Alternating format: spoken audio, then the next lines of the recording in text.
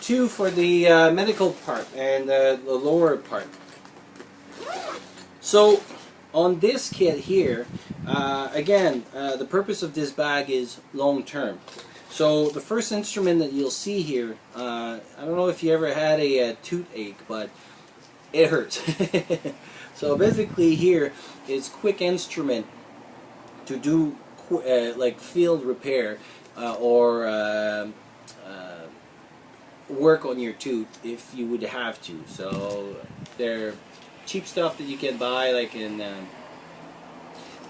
some pharmacies and stuff, and pretty much and you can redo it with other stuff that I have over here, but basically it's just a quick repair. So I would have a quick repair for a tooth, because especially if you have a toothache, that's gonna bug you like a crap. I got a quick stethoscope here. That is not mandatory, but I use that all the time. I know how to use one. I know what to recognize and what to look for and stuff. So if you're gonna practice all the time, sure, put one. As you can see, it's not that big and stuff. But if you're gonna put one, don't buy the $10 one. This is like $100 or something. So buy the good ones, because if you buy the cheap one, might as well put your ears on their chest, because that's pretty much what it is. The quality one, like for example, just if you look over here, you see the angle that those things are. So you cannot put them on the certain. So what they do is that when you put them, they go in a certain angle, and you see like right now, all the exterior is pretty muffled. So it helps you hear better. So little things like this that in a stethoscope, a lot of time when I see them on videos for first aid, people buy like the $10 ones, and even see people sometimes I work with them, and I'm like, come on, you make enough money that you can buy one, because if you're gonna use it for some information, you need to be able to know what you're hearing. Also, the other thing for a stethoscope, the distance, a lot of them will be very long. Well, noise takes, if it's too far, doesn't travel very well. So longer it has to travel, decrease it is. Just that little thing here, the quality of this. And basically, where does it make like 10 bucks versus 100 bucks is this over here. This membrane here, that's where the vibration will be. So it has to be very sensitive to whatever you hear. This has two listening, so if you see it can turns, and inside here, so now right now I'm listening to this, and if I'm here, I can listen there, and they have like different sounds that you can listen to with that stuff. Those are better for like hard sounds and stuff like that. So again, know if you're gonna buy one, know how to use one, and know how to purchase the right one, because it's worth. If you're gonna buy one, put the money inside, because buying the $10 ones, just put your ears on it. That's about the same quality that you'll have, because that's how they used to do it. Actually, they used to put their ears on it. The other thing that I have over here is a portable oximeter and heart rate. So basically, this little device here, you put this on the hand of the finger, and if you ever saw someone in the hospital, we have this and stuff. So it gives you some information on their oxygen, and this one gives also your heart rate. So it can have some purpose. Again, it's small and it's portable, that's why it's in the kit. In a week, I could monitor. So if I have to transport somebody, I can have this. If I need to check about their breathing, I could say, but it's not, again, it's just extra information. Do you need one? No. Is it nice to have? Yes, because it can help you differentiate some stuff. But for example, if I'm outside at -30 or in a cold environment and my fingers are cold and I go and put this becomes less reliable, because the circulation doesn't go in as easily, and so basically the sensor over here doesn't read as well. So you can be fooled by the number, thinking they're much lower than what the person is. But it has some useful. Again, if you're going to buy one, they're pretty cheap actually now. I think they're like in some place they're like 40 bucks and even cheaper than that. But if you're gonna buy one, just know how to use it and their purpose. Um, a quick shelter.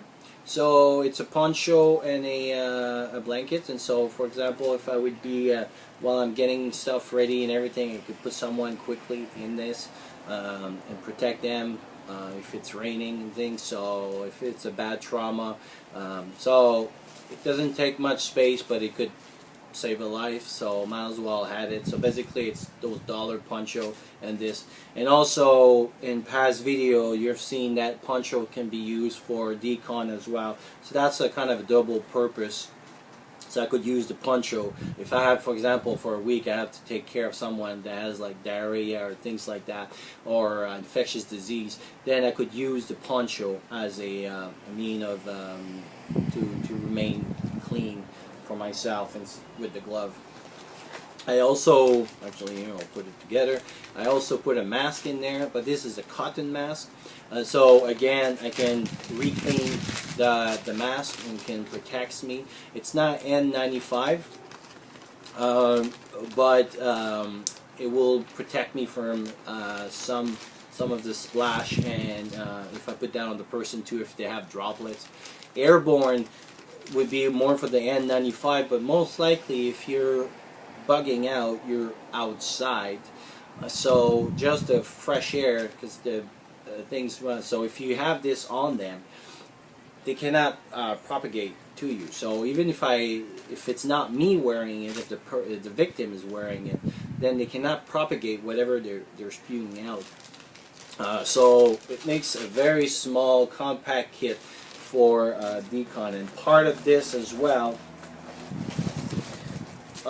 it's a dollar store shower curtain, and this can make, so if I am in an environment where, for example, in an urban environment or something, and I need to do isolation room, can make that. If I need to make isolation, more isolation gown like for me or something, I can have that. If the person is bleeding a lot or losing a lot of bleeding or something, could put that on the floor so that accumulates on this and kind of holds it inside, and so it kind of contains. If I would have to take a shower, like to clean someone that is contaminated, but I don't want to contaminate the rest of like a water source or something, then I can make them shower on that. And so obviously you would have to have like the corners revolved so that all the water stays inside, so basically it contaminates. If the person died, you can roll them in the plastic bag, and so then contain all their stuff with this. So again, very small, very compact, but fits very well in there, and basically have multiple use for that.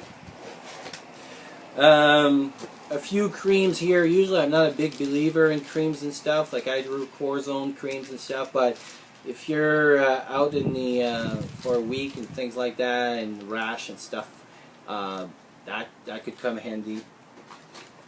And then I got the I talk about that a little bit, but mnemonic reference. So it's like if you have to deliver a baby but there's a complication, it's small and compact, and it gives you all the information of complication that can happen post-delivery.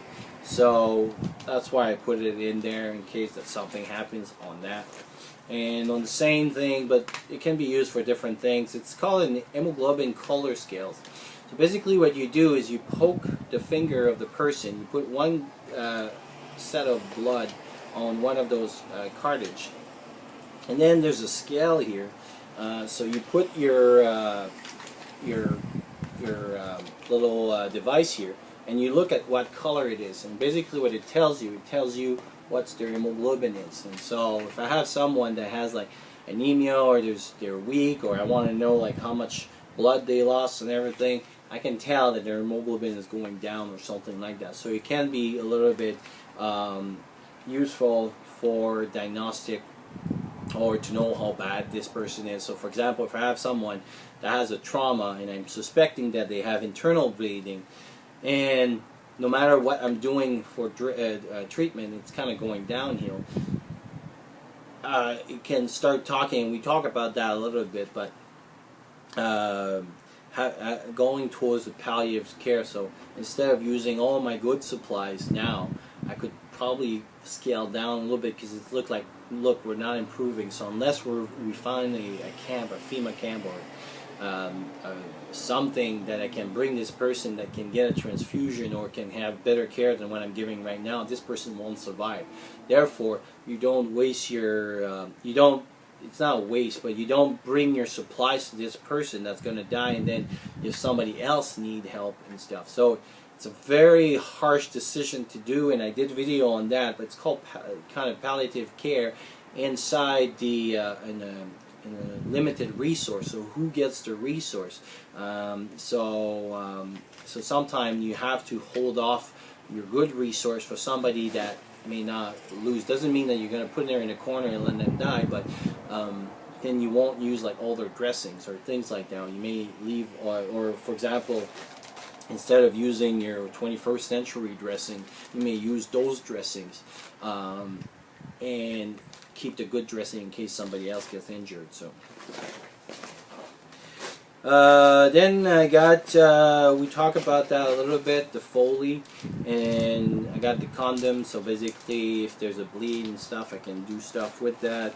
I got also a triangular bandage. You can do a whole bunch of stuff with this, hold stuff and everything. Did a whole videos at the beginning of my channel on that. And then this kit. So this kit over here is a basically a kit that is used from Second World War, and how it works is that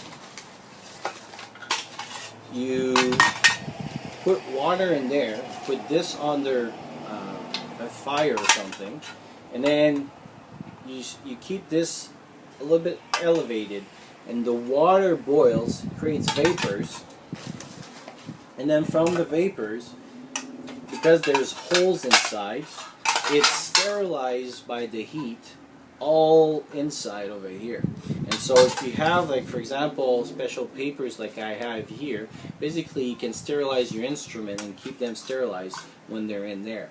So yeah, so all you have to do is fill that with water and put the system here. So it's very small, very compact, not that much of a weight, and as you can see, there's like even little plastic things here so that you can get that out and not touch the inside, so you don't dirty it or stuff. And a lot of use for it. And so basically that's the purpose of this thing here, is so that I can sterilize instrument out of it and reuse our instrument or dressings or things like that with that stuff here. So that's the purpose of that system right over there. So that was my portion of the medical, what I think, like, you know, you should have when you have like a 1-week kit as a supplement. Obviously you would add like all the regular stuff that you would have in the regular first aid kit, so a blowout kit and anaphylaxis and all that kind of stuff and things like that. But at least with this, as you can see, I have a lot of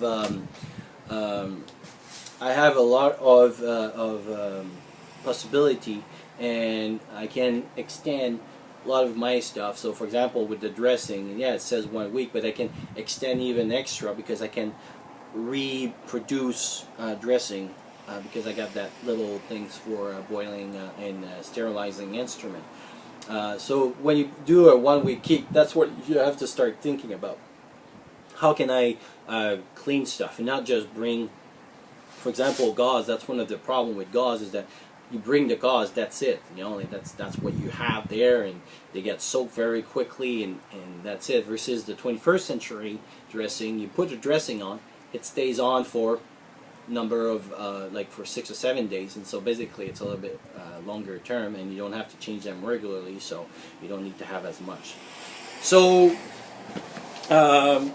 yeah, so that was the kit, the medical kit, and hopefully you like this video. If you have any questions, just bring it up, and I'll talk to you soon.